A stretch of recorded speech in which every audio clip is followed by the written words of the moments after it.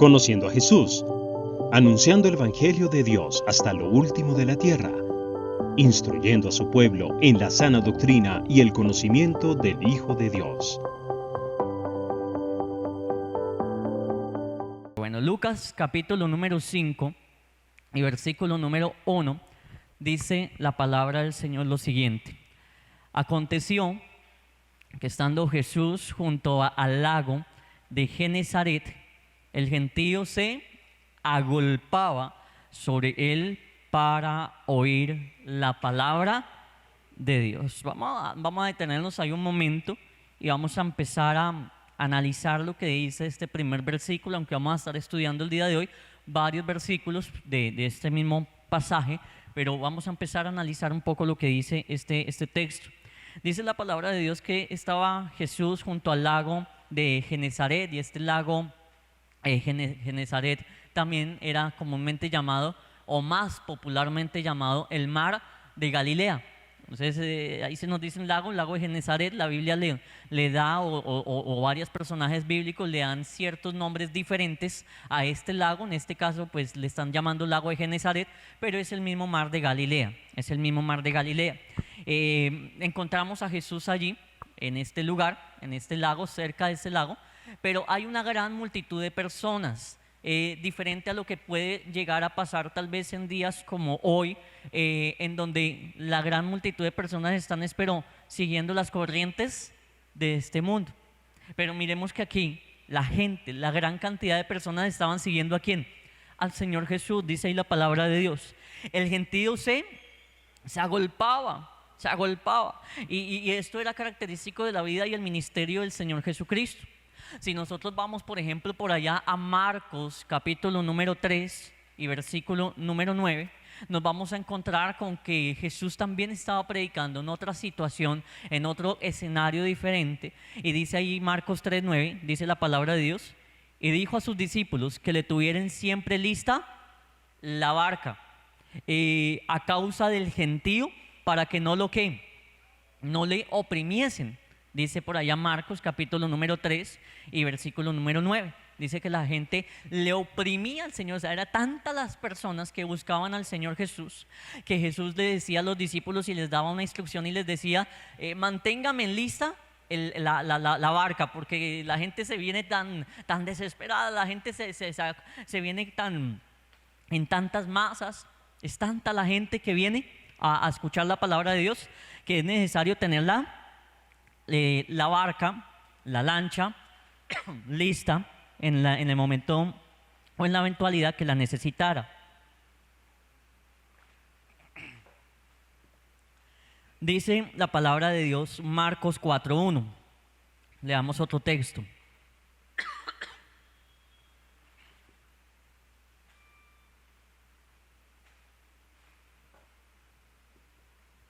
Dice la palabra de Dios, Marcos capítulo número 4 y versículo número 1. Otra vez comenzó Jesús a enseñar junto al mar, y se reunió alrededor de él mucha gente, tanto que entrando en una barca, se sentó en ella en el mar, y toda la gente estaba en tierra junto al mar. Es decir que imaginémonos la escena, imaginémonos la playa, imaginémonos la arena allí del mar, el mar de Galilea. Imaginémonos ese escenario, y era tanta la gente que no le quedaba ni un espacio a Jesús para poder pararse y predicar y dar su enseñanza, sino que le tocaba subirse a la barca y desde la barca enseñar. ¿Qué tanta hambre tendría esta gente? ¿Qué tanta sed de Dios tendría esta gente? Porque era mucha. Quiero llevar al primer mensaje o la primera aplicación sobre este texto. Tú y yo somos de esa gente que no nos importa agolparnos, que no nos importa agolparnos, no golpearnos, sino agolparnos, que no nos importa de pronto el estar ahí en el medio de la multitud, y sobre todo con el calor que hace allá en Israel. Es un calor muy similar a este. Imagínese usted alrededor de mucha gente. ¿Qué pasa? ¿Hay mucha ventilación? No hay mucha ventilación. Va a ser mucho más el calor se va a aumentar, se va a incrementar la temperatura, quizás la incomodidad, los empujones, una cosa, la otra, pero todo con tal de oír al maestro. Todo con tal de escuchar a Jesús. Hay gente que de pronto trata de ser más selectiva y dice, uy, no, yo por allá no voy por esto, por aquello, si no hay esto, si no hay aquello. Y hay mucha gente que trata de ser un poquito más selectiva, pero miremos el hambre y la sed que tenía este pueblo por la palabra y las cosas del Señor. Estaban allí desesperados. Tanta gente venía a escuchar al Señor Jesús que a Jesús le tocaba subirse a una barca. Eran multitudes. Retomando este versículo, el versículo de Lucas, retomemos ese versículo de Lucas, dice Lucas 5:1, dice la palabra de Dios: aconteció que estando Jesús junto al lago de Genesaret, el gentío se agolpaba sobre él, pero para una sola cosa, para oír la palabra de Dios. Había una sola razón, había un solo motivo, y era que quería escuchar la palabra de Dios. Eso es todo lo que motivaba a esta gente.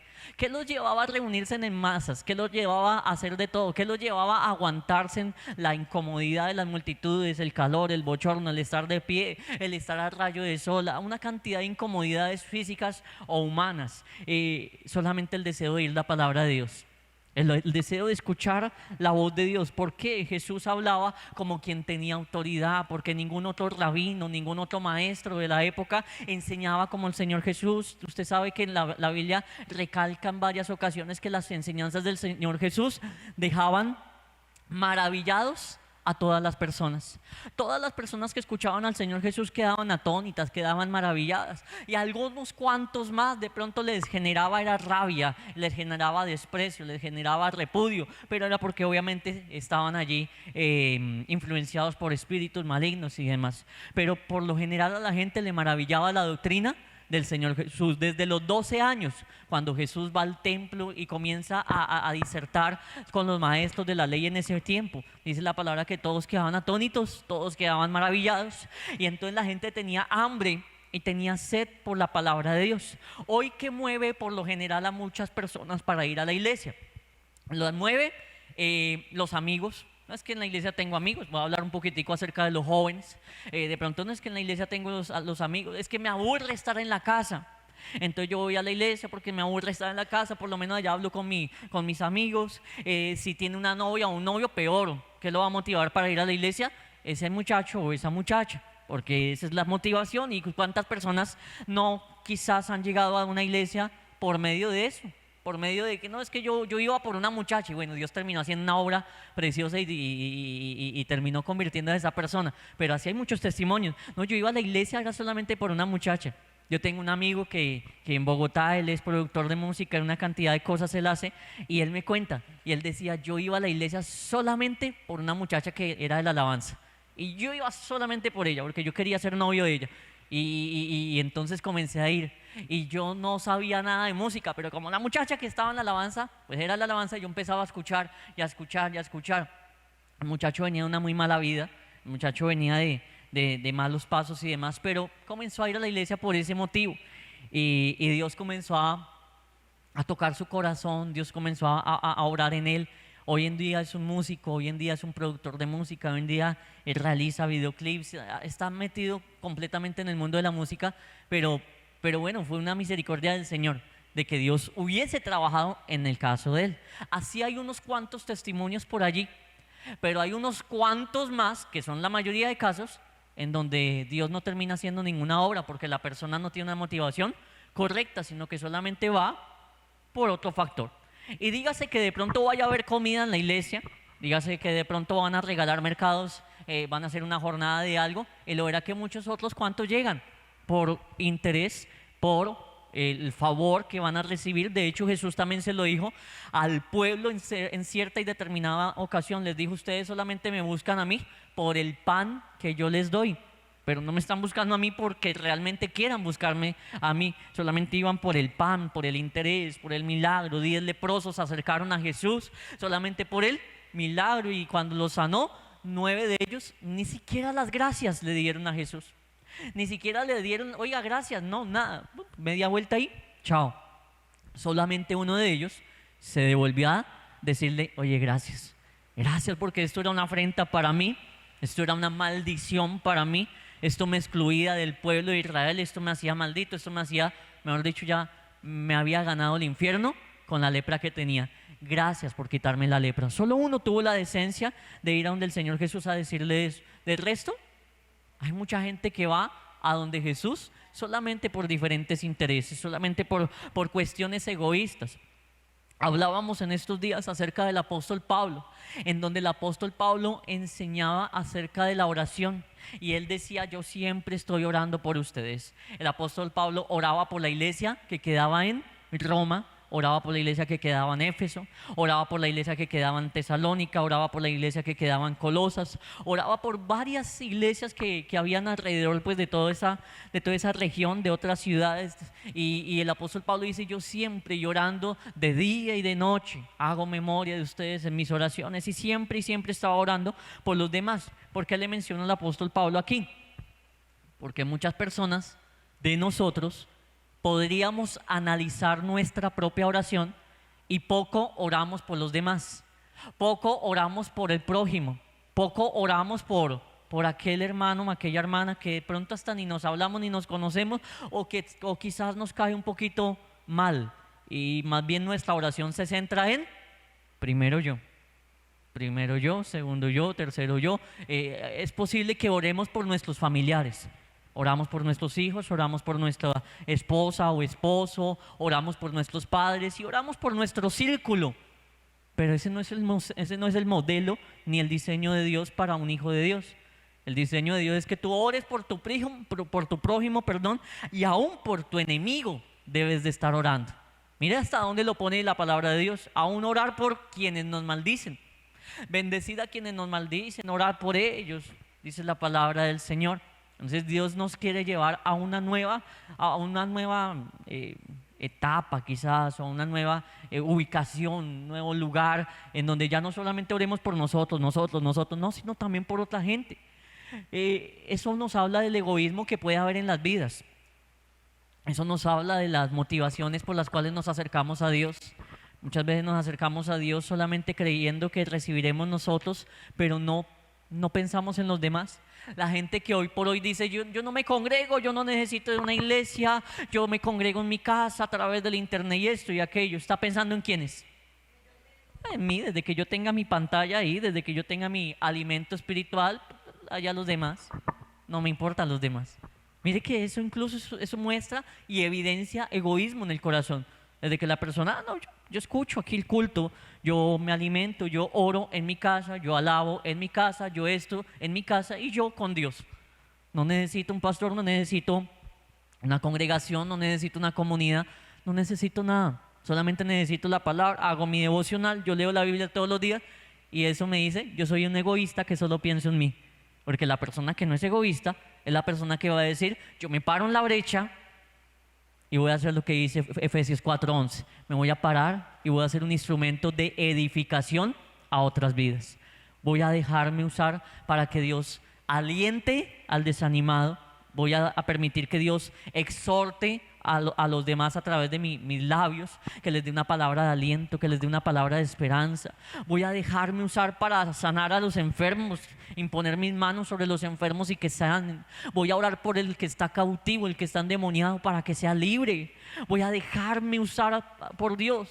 Y ahí es donde uno dice: oiga, yo voy a ir a la iglesia, porque a la iglesia llegan gente nueva, porque a la iglesia llegan personas que entregan su vida a Cristo, y yo quiero ser de esos que van a empezar a discipular, yo quiero ser de esos que comiencen a evangelizar, a llevar a más personas al conocimiento de Cristo. ¿Ve cómo cambia la perspectiva? Ya no pienso solamente en mí, ya estoy pensando en otros. Ya no estoy pensando solo en mí, estoy pensando en el cuerpo de Cristo. Decía un predicador: aquel que no ama a la iglesia no ama a Dios, porque es que Dios ama tanto la iglesia que ¿qué hizo por la iglesia? Se entregó a sí mismo por ella, dio su vida por la iglesia. Y entonces yo no puedo decir: Dios te amo. No, si amo a Dios, amo lo que Dios ama, amo la iglesia, amo la congregación. Cuando hay un corazón egoísta, solamente se puede acercar a Jesús queriendo el milagro. Entonces podrían haber cantidades de gente como en este versículo de Lucas. Puede haber un tumulto de gente. La pregunta sería: ¿cuál es la motivación de esa gente? ¿Cuál es la motivación tuya y mía? Podemos estar en un gentío grandísimo, podemos estar en un culto de 1000 personas, Pero ¿qué es lo que nos mueve a estar en ese culto de 1000 personas? ¿Qué es lo que me mueve a mí al estar alrededor de mucha gente oyendo una palabra? Es un culto. ¿Qué te mueve a ti? A algunos otros les mueve la culpa, la conciencia. Es que yo tengo la conciencia sucia y el ir allá a la iglesia me calma un poquito la conciencia. Todavía de pronto un poquitico de eso de la vida pasada, donde la religión tradicional decía que el que peca y reza empata, y muchos tal vez arrastran con esa filosofía aún en la iglesia cristiana. Y entonces yo he pecado y voy a la iglesia porque es que por los pecados. Y sí, obviamente, es una de las razones por las cuales debemos de congregar y de buscar a Dios. Podrían estar dentro de una iglesia por rutina, porque ya se hizo una costumbre el asistir a la iglesia. ¿Cuándo? Cada domingo, o 2 veces a la semana, y ya es una costumbre, y ya se volvió un hábito, y ya se volvió un ritual. Y usted se acuerda cuando el pueblo de Israel celebraba el Shabbat en el Antiguo Testamento. Llegó un día, bueno, son solamente Shabbat y sacrificios, y llega un día donde Dios les dice: estoy hastiado de sus sacrificios, estoy hastiado del Shabbat, estoy hastiado de esto, porque lo están haciendo es por un ritual. Se les había vuelto ahí una costumbre. Hoy es Shabbat, hoy no hay que hacer nada, hoy hay que descansar, hoy hay que ir a la sinagoga y ya. Pero ese no fue el propósito del Shabbat. El propósito del Shabbat era que la gente santificara ese día, que la gente buscara de Dios, que la gente entregara su corazón al Señor, de que el libre podía decidir cuándo descansaron y cuándo no. ¿Sabe que el Shabbat tiene mucho que ver con eso? Porque mientras que el pueblo de Israel estaba en Egipto, ¿podían darse en un descanso? No se podían dar ningún descanso. Pero cuando salieron de Egipto, ya ellos podían decidir voluntariamente guardar un día de reposo. Pero entonces se desenfocó la idea, se desenfocaron muchas cosas, y lo comenzaron a tomar como una rutina. Hoy es sábado, hoy es el séptimo día, hoy hay que descansar. Hay que hacer esto, hay que lavarnos las manos antes de comer. Hay que circuncidar a los niños. Ya, una rutina, una costumbre. Y así está el pueblo de Dios hoy. Desafortunadamente así hay muchos en las iglesias hoy. Voy a la iglesia, voy a hacer mi devocional hoy antes de dormir, leo una palabra, por ejemplo, canta salmos a Jehová porque ha hecho sus cosas, ha hecho cosas magníficas, se ha sabido esto por toda la tierra, regocíjate y canta, oh moradora de Sión, porque grande es en medio de ti el Santo de Israel. Padre, gracias Señor te doy por el día, por todo lo que sucedió hoy, amén. No escudriñó, no hice ahí un ejemplo al azar. No escudriñó, no meditó la palabra, no oró realmente, genuinamente. Un hábito, una costumbre. No es un mal hábito, pero la rutina no está edificando en nada. Y entonces aquí hay multitudes de gentes. La cuestión es qué motivación hay en el corazón de esas multitudes de gentes. Dice la palabra del Señor, Lucas 5:2. Jesús vio 2 barcas, dice allí el versículo. Vio 2 barcas que estaban cerca de la orilla del lago, y los pescadores, habiendo descendido de ellas, ¿qué hacían? Lavaban sus redes. En la cultura judía, los pescadores no pescaban en el día, ellos pescaban en la noche. En la noche hay más quietud, en la noche los peces, pues por lo general pues subían con mayor facilidad, en el día no tanto, y pues era más viable pescar en la noche. Entonces ellos habían estado pescando toda la noche, habían ciertos pescadores allí, habían pescado, o más bien, estado pescando, tratando de pescar durante toda la noche, y en el día están lavando sus redes. Entonces en el escenario encontramos una cantidad de gente en la playa, Jesús que está ahí para enseñarles, y hay unos pescadores allí en unas barcas que están terminando de lavar sus redes porque salieron de su jornada laboral. Dice la palabra del Señor, versículo número 3. Y entrando en una de aquellas barcas, la cual era de ¿quién? De Simón, le rogó que la apartase de tierra un poco, y sentándose en ella, enseñaba desde la barca a la multitud. Estas barcas no eran unas barcas como tipo canoas de las que hay en Leticia, Amazonas, o en las que hay en algunos otros en algunas otras ciudades en donde son unas canoas, donde eso es una cosita de nada, y si usted se mueve un poquito se puede voltear la canoa. No, estas barcas realmente eran grandes. Hay pasajes en la escritura donde nos dice, por ejemplo, aquel momento donde se metieron a la barca y estaban todos los 12 discípulos y Jesús estaba dormido. Y vino una gran tormenta. Comenzaron a caer truenos, relámpagos, etcétera. Las olas se levantaban y los discípulos estaban asustados diciendo: vamos a morir, perecemos. Y van y despiertan a Jesús y le dicen: maestro, ¿no tienes cuidado de que perecemos y tú ahí dormido? Y ahí es donde Jesús se levanta y calma la tempestad. Bueno, no voy a predicar sobre ello, solamente quiero que analicemos que en esas barcas cabían más de 12 personas y hasta acostados.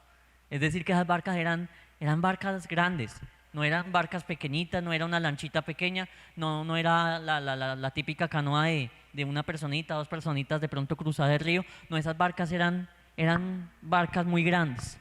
Y entonces Jesús se sube a una de esas barcas. Jesús se sube en aquella barca, y en aquella barca le pertenecía ¿a quién? ¿De quién era la barca? ¿Quién era el propietario? Simón. ¿Será que en Dios habrá casualidades? No, en Dios no hay casualidades. Estudiábamos hace tal vez unos 20 días atrás cómo Jesús estaba predicando en una sinagoga, y después de la sinagoga, bueno, en plena sinagoga hubieron liberaciones y demás. Después de que predica en la sinagoga, va a comer a la casa ¿de quién? ¿De quién fue a comer? De Simón Pedro.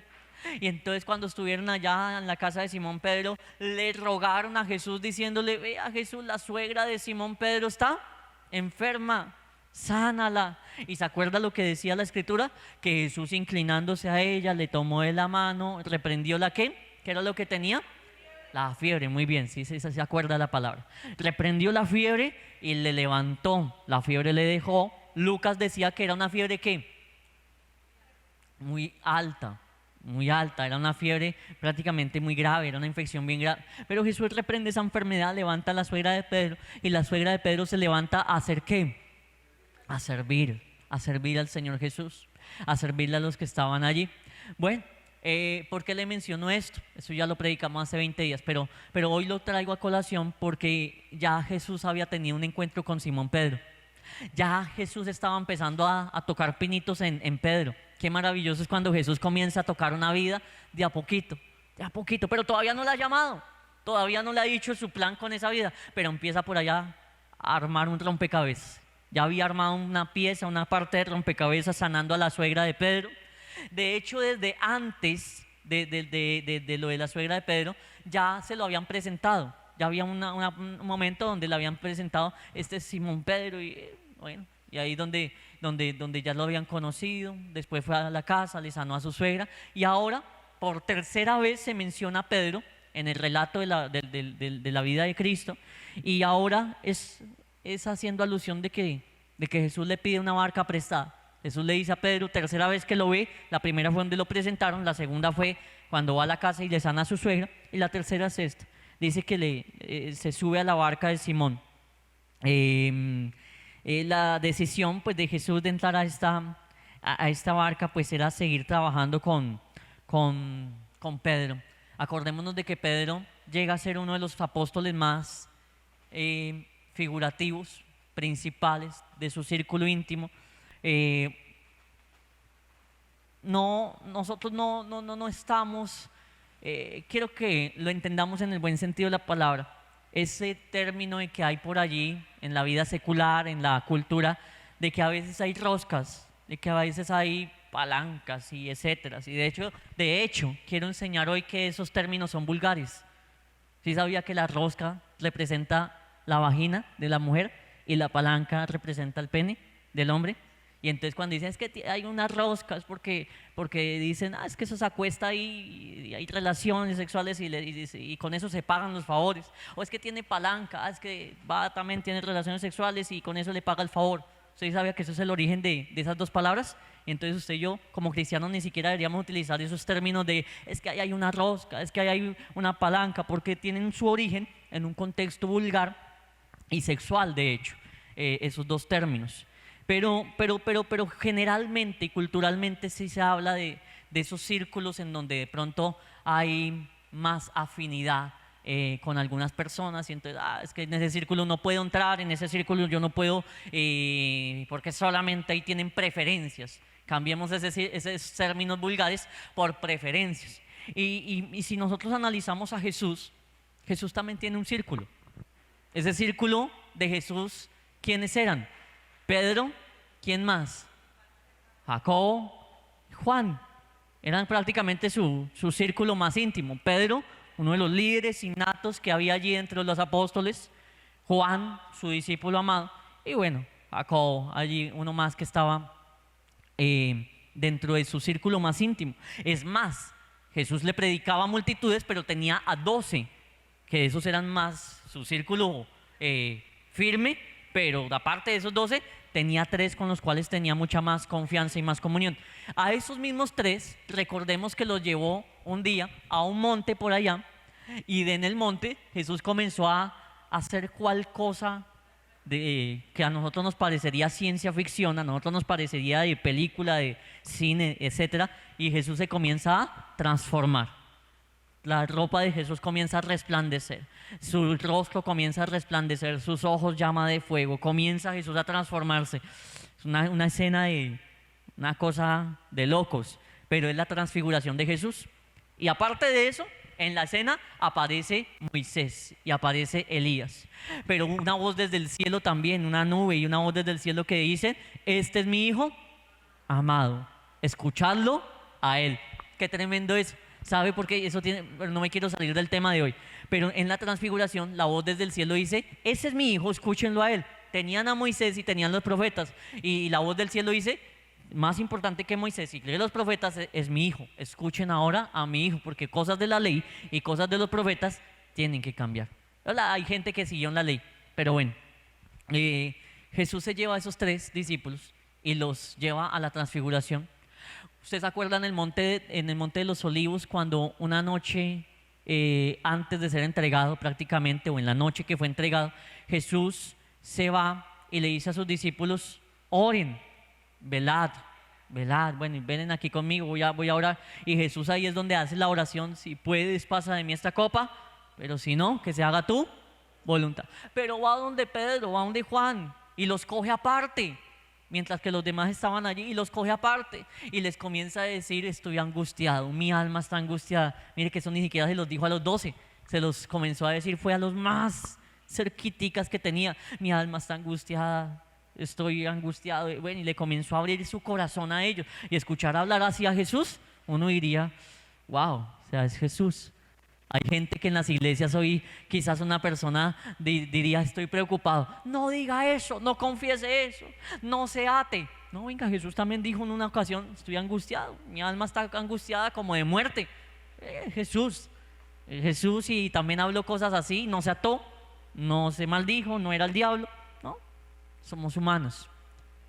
Siguiendo el mensaje de la prédica de hoy, ese círculo del Señor Jesús lo estaba acompañando, o lo acompañaría en eventos muy importantes de su ministerio.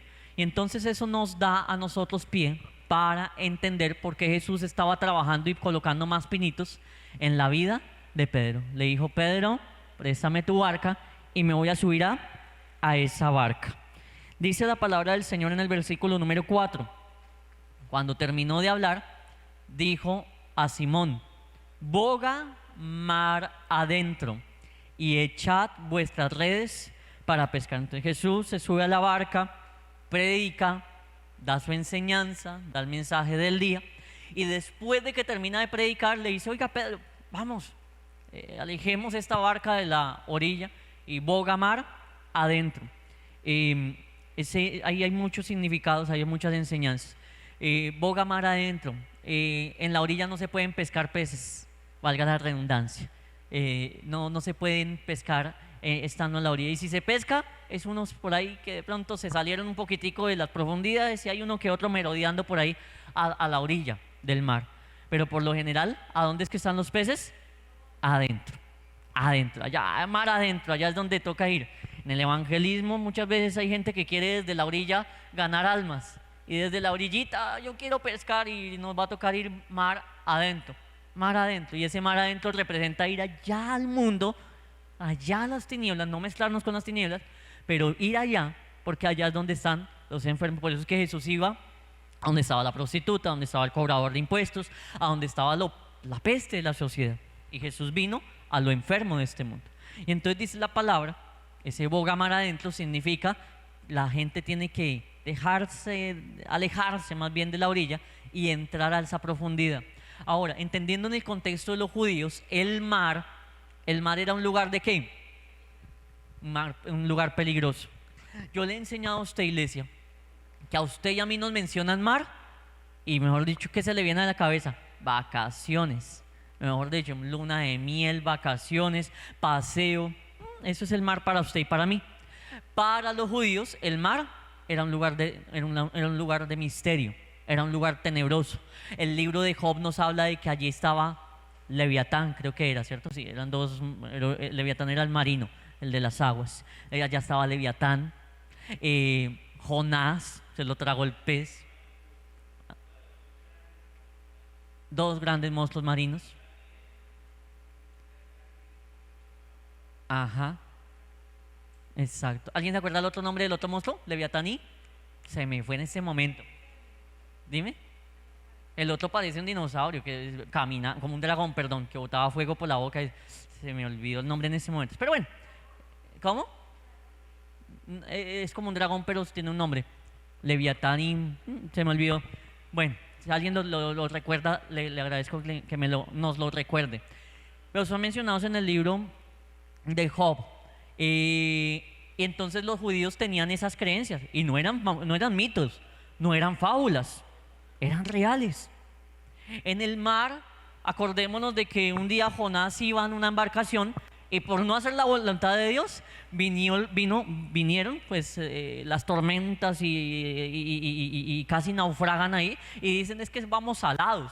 Vamos aquí con alguien que está salado, vamos aquí con alguien que va maldito y nos está haciendo toda esta crisis. Y entonces, no, es que soy yo. Jonás levantó su mano y dijo, soy yo soy el que por mi causa es que está viniendo esta tormenta y bótenme al mar, porque el mar está enfurecido a causa de mi desobediencia a Dios. Entonces van y lo botan al mar y usted conoce el resto de la historia, que un pez grande se lo traga, dura allí 3 días, 3 noches y bueno, finalmente tiene que ir a Bemot, ¿sí? Creo que era Bemot, ¿sí? Bemot, era el otro. Gracias, manito Rodrigo, gracias Erika, Johncito. Ajá, Leviatán era de hecho más monstruoso. Me gusta que en el libro de Job Dios le dice a Job, usted podría sacarlos a pasear porque ellos son mis mascotas y yo juego con ellos. Wow, Dios es maravilloso. Dios le dice a Job, cuando Job se está creyendo muy justo, muy recto y demás, Dios dice, saque a Leviatán. Si no más los hombres al solo verlos se desmayan. Al ver a Bemot y al ver a Leviatán, los hombres le temen, huyen, etcétera, y los describe de una manera sorprendente. Pero el mar era sinónimo de peligro. Pablo dice que naufragó casi 3 veces. Si mi memoria no me falla, fueron 3 veces las que naufragó el apóstol Pablo. El mar era un sinónimo de que tú salías al mar y no sabías si ibas a volver con vida o no. No había comunicación, no había radares, no había nada. Por eso es que los discípulos, acuérdense, el mismo ejemplo que les mencioné minutos atrás, maestro, no tienes cuidado que estamos pereciendo y tú ahí dormido. Y Jesús se levanta a las olas, al mar, al viento, a la tempestad, les ordenó que se calmara y todo se calmó. Porque ese es Jesús, ese es nuestro Señor Jesucristo. Un Cristo que no estaba sujeto al misterio y a la profundidad del mar, allí a los terrores del mar. No, dice Apocalipsis que una de las bestias va a salir de la profundidad del mar. Porque el mar en el contexto judío es terror. Dice la palabra del Señor una cantidad de cosas acerca del mar. Y entonces Jesús dice allí, boga mar, dice la palabra del Señor, boga mar adentro. Por estar cogiéndolo se desentroscó. Jesús dice, boga mar adentro, allá donde tal vez hayan miedos, Tienes que dejar tus miedos en la orilla y dejar ese miedo e ir a mar adentro para poder evangelizar y ganar almas, para poder pescar, porque ese es el contexto de esta prédica, ¿no? El contexto de este mensaje. Tienes que dejar esa timidez, esos temores, ese qué va a pasar, esa ansiedad, todo eso tiene que quedar a la orilla y arriesgarte a dar un paso adelante, allá boga mar adentro, para poder ver un fruto. Hay cosas que en la vida podrían decirse como el dicho secular o coloquial lo dice: el que no arriesga un huevo no tiene después un pollito, dicen por ahí. Pero eso prácticamente es lo que está enseñando el Señor Jesús aquí. Tienes que arriesgarte, tienes que ir boga mar adentro, tienes que entrar allí para poder ver un fruto, para poder ganar almas, para poder predicar a otros, porque no, si te quedas en la orilla no vas a pescar absolutamente. Lo único que vas a pescar tal vez sea un resfriado, dirían algunos. Pero si bogas mar adentro, allá en la profundidad, allá donde de pronto todo está oscuro, donde de pronto hay rumores de que hay monstruos. ¿Es en serio? Allá usted se va al mundo y allá hay una cantidad de cosas. Pero ¿y qué hago si me sale una bruja? ¿Qué hago si me pasa lo que le pasó a un servidor de qué días? Que le tiraron por allá con cuchillo y todo por estar evangelizando. ¿Qué hago si me sale esto? ¿Qué hago si me rechazan? ¿Qué hago si me escupen? ¿Qué hago si me tiran la puerta en la cara? Boga mar adentro. Que Jesús tiene control sobre el mar y la tempestad. Jesús tiene control de lo que hay allá afuera. Ve con Él. De pronto en algún momento te pase lo mismo que a los discípulos. Jesús, tú estás dormido y aquí yo estoy pereciendo. Pues Jesús se levanta y calma la tempestad. Pero boga mar adentro, es lo que Jesús le dice a Pedro en su momento. Dice, y echar las redes para pescar. Si no se echan las redes, pues no se va a pescar. Hay que trabajar para ganar almas, hay que trabajar para poder predicarle a otros. Y de pronto a uno que otro le podría suceder que diga: a mí no me interesa eso. Pues nos tendría que interesar, porque es un mandamiento del Señor Jesucristo, el ir y hacer discípulos a todas las naciones. Eso no es algo exclusivo para pastores, para maestros, para apóstoles. No. Eso es algo para toda la iglesia. Todo aquel que sea un hijo de Dios debe de estar encaminado en testificar a Cristo. Todo el que es un hijo de Dios debe de estar predicando a Cristo. Debe de estar compartiendo el mensaje de Dios. El que gana almas es sabio, pero no es algo opcional. Dice la palabra del Señor que es un mandamiento del Señor Jesús. Tan importante que fue la última instrucción que dijo Jesús antes de ir al cielo. Antes de ascender al cielo fue lo último que dijo. Dice la palabra del Señor, versículo número 5. Respondió Simón y le dijo: Maestro, toda la noche hemos estado trabajando y nada hemos pescado, mas en tu palabra echaré la red. Pedro le dice, o Simón le dice: toda la noche he estado tratando de pescar. Pero recordemos que Pedro ya había tenido, o más bien Simón ya había tenido la experiencia de que Jesús había sanado a la suegra. Entonces digo: pues este tiene algo especial. Este tiene algo, hay milagros alrededor de él. En tu palabra yo echaré la red. Hay cosas que en nuestra humanidad yo llevo mucho tiempo tratando, intentando, procurando hacer algo y no se me dan las cosas. Por más que intento no me sale como que esto. Más en tu palabra, porque como tú sanaste a mi suegra, yo sé que tú haces milagros. Entonces en tu caso de pronto será un milagro diferente. Como yo he visto este milagro de parte tuya, en tu palabra yo voy a echar la red. Porque en tus fuerzas no, pero en la palabra del Señor, ahí sí va a poder ocurrir un milagro.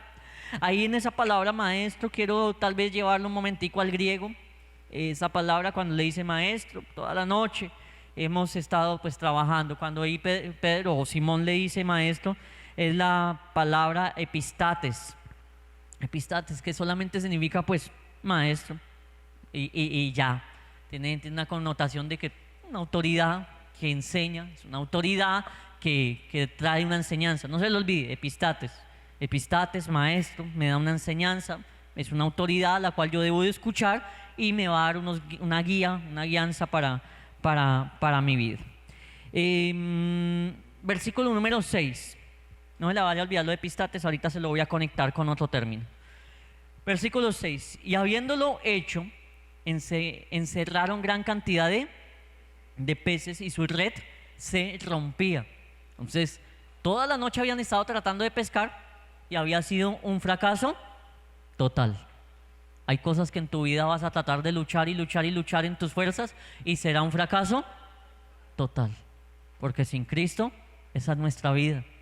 Sin Cristo, esa es nuestra vida. Un fracaso total. Es un fracaso total. Sin Cristo, desafortunadamente no tenemos allí un fruto. ¿Qué fruto damos si no tenemos a Cristo? Seríamos árboles malos con un fruto mal. Pero con Cristo somos árboles buenos, plantío de Jehová, con fruto apetecible, con fruto bueno. Dice la palabra de Dios que entonces Pedro echa las redes y atrapan una cantidad de peces, de tal manera que las redes se comenzaban a romper. Entonces, versículo 7, hicieron señas a los compañeros que estaban en la otra barca para que viniesen a ayudarles. Y vinieron y llenaron ambas barcas, de tal manera que también se comenzaron a hundir. Las redes se rompían, comenzaron a echar los peces a las barcas y ahora esas barcas se comenzaron a... ¿Se acuerda que las barcas de qué tamaño eran? Si cabían 12 personas y todavía acostados, esas barcas eran enormes. Imagínense la pesca tan grande que fue ese día. Imaginémonos la cantidad de peces. Ese era el negocio de la vida de Simón. O sea, eso era ganarse la lotería, esa era la mejor temporada. Hay gente que dice que ahorita en diciembre es la mejor temporada donde se vende más y que etcétera. Esto era mejor temporada que incluso estas fechas para Simón. Tenía una mina de oro ahí en esas dos barcas. Se hundían las barcas de tantos peces. Habrán cosas que en tu vida solamente lleguen cuando tú tienes a Jesús. Ay, que es que yo voy a hacer estrategia de marketing, de mercadeo y riego tarjetas, riego volantes, pago cuñas por la radio, etcétera, etcétera, y trato de hacer un sinfín de cosas para que lleguen clientes. Habrán cosas que solamente lleguen cuando Cristo esté. De lo contrario se cierran las puertas, de lo contrario no va a pasar nada. Podrán haber personas quizás como hasta en los Estados Unidos. Allá en los Estados Unidos hay gente que tiene 2, 3, 4 trabajos en un mismo día. Y van y entonces trabajan 3 horas en un lado, trabajan 5 horas en otro, trabajan 6 horas en otro. Y gente que trabaja, no estoy diciendo que todos, pero hay gente que logra tener hasta 4 empleos diferentes allá en Estados Unidos. Y hay cosas que de pronto ni aún así se les puede dar. Uy, pero estoy ganando tantos dólares. Y todos esos dólares llegan en saco roto. Porque habrán cosas que solamente pasen cuando Cristo esté de intermedio allí. Cuando Cristo esté en el asunto, ahí sí, pero toda la noche estuve tirando las redes y ni un solo pescadito. Pero con Jesús, 2 barcas llenas y se están hundiendo. Esa es la gracia de Jesús. Ese es el milagro del Señor Jesús. Y ahí es donde algunos pastores predican, hermano, congréguese. Es que voy a cerrar el negocio, por ir al culto. Ciérrelo después del culto, vaya y ábralo, y va a vender mucho más de lo que pudo haber vendido durante la mañana sin buscar de Dios. Y eso es una realidad. Eso no es capricho de algunos pastores. Eso es una realidad. Dale lugar a Dios y las bendiciones se te van a multiplicar. Honra a Dios, y la Biblia dice: Dios honra a los que le honran. Eso no es capricho de los pastores, eso es una enseñanza bíblica. Hay cosas que van a acontecer en tu vida solo cuando Cristo esté. De lo contrario, solo esfuerzos humanos. Solo esfuerzos humanos. Dice la palabra del Señor en el versículo número 8: viendo esto, Simón Pedro cayó ¿de qué? De rodillas ante Jesús, diciendo: apártate de mí, Señor, porque soy hombre pecador. Pedro hace lo que cada uno de nosotros debemos de estar haciendo hoy: reconocer que somos ¿qué? Pecadores. Yo le decía ayer en el ayuno a la iglesia, los que vinieron al ayuno, hoy el pueblo cristiano pareciese estar escuchando católicos, porque uno les dice: si Cristo viniese esta noche, ¿tú te vas para dónde? ¿Para el cielo, para el infierno? Y muchos dirían: para el cielo, pastor. Uy, para el cielo. ¿Por qué? Porque desde que yo llegué a la iglesia no robo, no tomo, dejé el trago, no adultero, le soy fiel a mi esposa, dejé las mentiras, me he corregido en esto y en aquello. Entonces la salvación sigue estando igual que en el católico, por las obras. El católico le contesta así a uno. El católico le dice: yo no le hago mal a nadie, me tomo mi cervecita, yo trabajo, no le quito nada a nadie, me compro mi cerveza, etcétera, no le estoy haciendo nada de malo a nadie. Entonces se trasladó esa creencia, esa filosofía se trasladó dentro de la iglesia, que vamos al cielo porque somos buenas personas, y al cielo no se llega por eso. Quizás a muchos cristianos les invitaron a la iglesia: ve a la iglesia, estás enfermo, ve que allá te van a sanar, allá Dios lo sana. Estás sin trabajo, ve a la iglesia porque allá Dios te va a dar bendición económica.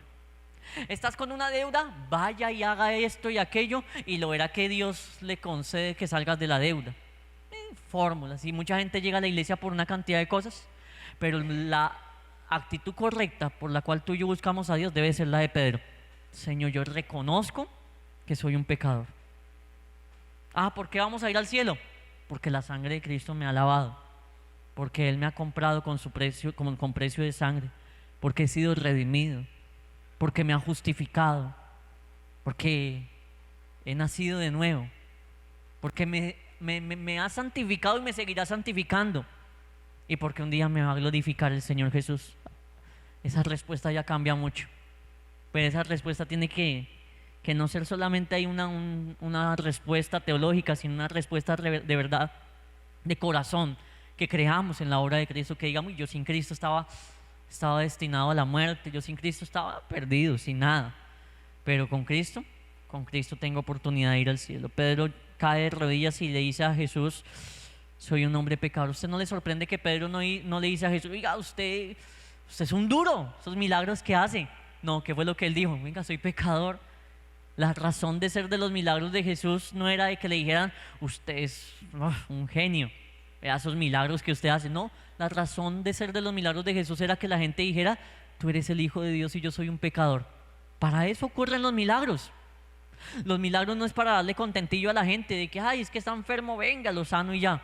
Los milagros acontecen es para que la gente diga: hay un Cristo verdadero, es el verdadero Hijo de Dios y yo soy un verdadero pecador y necesito ese Cristo. Necesito ese Cristo. Por eso ocurren los milagros. Para eso Jesús sanaba. Jesús no vino sanando porque tuviera ahí las obras de la caridad. Sí, Jesús es misericordioso, pero él sanaba era para testificar: soy el Hijo de Dios, el reino de los cielos se ha acercado. Para esto he sido enviado, dijo Jesús, para anunciar el Evangelio. Ni siquiera dijo que para sanar, dijo para anunciar el Evangelio. Claro, dentro de eso sanaba, libertaba, pero fue enviado para sanar. En este versículo le dice: viendo esto, Simón Pedro cayó de rodillas ante Jesús diciendo: apártate de mí, Señor. Ahorita, ¿cómo fue que lo llamó? Maestro. ¿Y cómo era en el griego, maestro? ¿Qué fue lo que le dije? ¿Quién tomó nota? Epistates, que significa maestro. Tú eres una autoridad que enseñas, y los maestros eran muy respetados en la cultura judía. ¿Sabe qué término utiliza aquí cuando le dice Señor? Ya no le dice epistates, le dice curios. Curios, apártate de mí porque yo soy un pecador. Curios, ahí con K. ¿Y sabe lo que significa curios en el griego? Dios. Wow, cambio de maestro a Dios. Cambio de decirle maestro a decirle: tú eres Dios. ¿Se acuerdan que de hecho Pedro fue el que también en alguna otra ocasión, cuando Jesús les decía a los discípulos: ¿y quién dice la gente que soy yo? Y algunos dijeron: un profeta, un maestro, esto y aquello. Jesús les dice: ¿y ustedes qué dicen que soy yo? Y Pedro dice: tú eres el Santo, el Hijo de Dios. Bienaventurado eres, Pedro, porque esto no te lo reveló ni sangre ni carne, sino te lo reveló el Santo Espíritu de Dios. Pedro siempre tuvo ahí era sensible, era atento. Algunos dicen: Pedro era un bruto, porque es que el pescador nunca fue a una escuela, el pescador nunca era admitido en esos círculos de los rabinos y demás. Pedro no era ningún bruto. De pronto no había tenido la oportunidad de ir a estudiar la ley como se debía o como la anhelaría otra persona, pero Pedro era bien sensible a la voz de Dios, y vale más eso.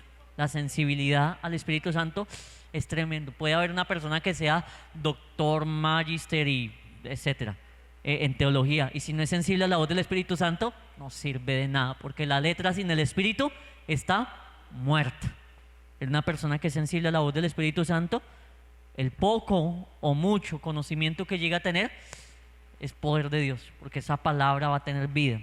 Entonces Pedro acá le dice curios al Señor Jesús y le dice: tú eres Dios, tú eres la autoridad máxima, Ahorita le había llamado maestro y es una autoridad sobre los estudiantes. Pero curios es Dios, la autoridad sobre todo lo que existe. Le subió total el nivel y lo entendió.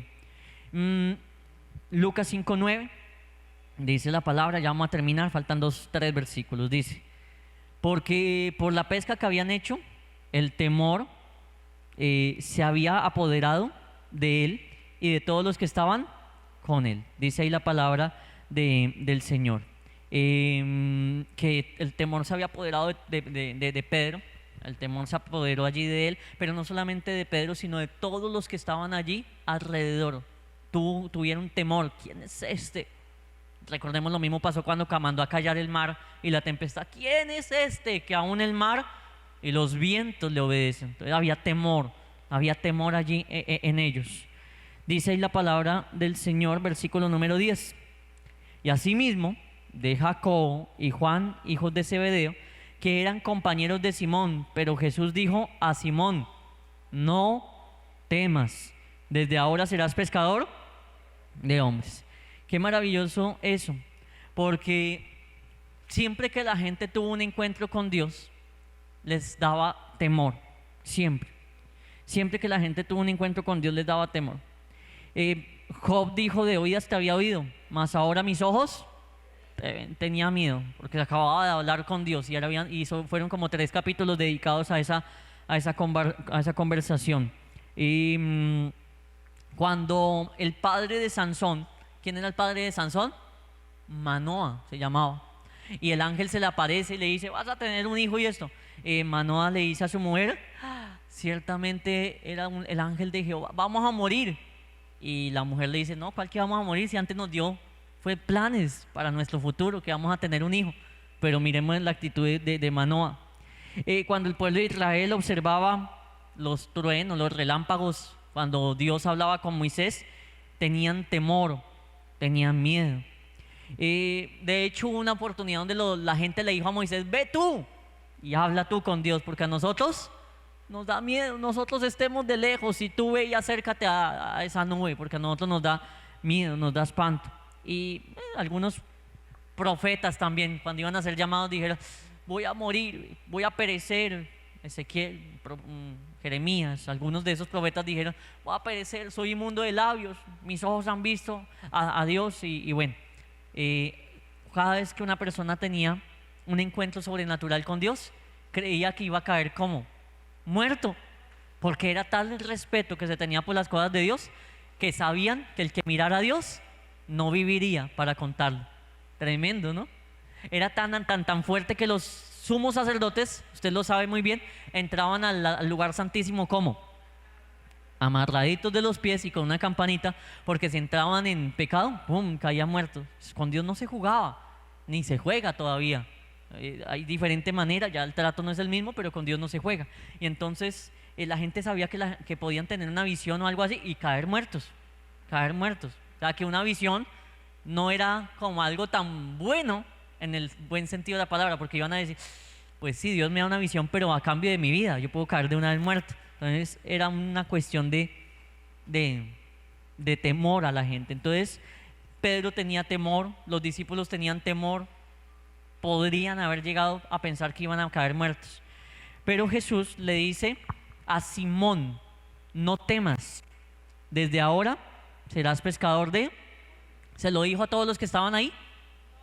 Se dirigió a Simón, porque Jesús está trabajando en la vida de Simón, aunque otros están viendo.